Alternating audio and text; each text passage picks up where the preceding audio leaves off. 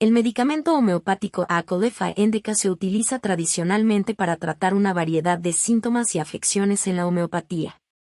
A continuación, se presentan algunos de los síntomas generales, mentales y particulares asociados con este medicamento homeopático. Síntomas generales. Sangrado abundante y persistente de varias partes del cuerpo.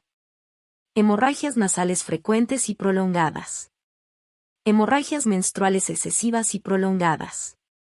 Hemorragias digestivas con heces o vómitos de sangre. Hemorragias pulmonares con expectoración sanguinolenta. Hemorragias urinarias con sangre en la orina. Sensación de debilidad generalizada y agotamiento. Síntomas mentales y emocionales. Ansiedad intensa y sensación de angustia. Inquietud y agitación mental. Irritabilidad y susceptibilidad emocional. Miedo a la muerte y a la sangre.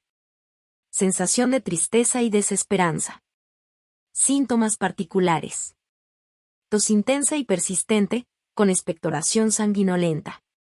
Epistaxis, hemorragia nasal, frecuente y profusa.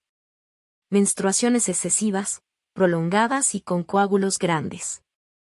Diarrea con heces sanguinolentas. Hematemesis, vómito de sangre, o melena, heces negras alquitranadas. Hematuria, presencia de sangre en la orina, con cólicos renales.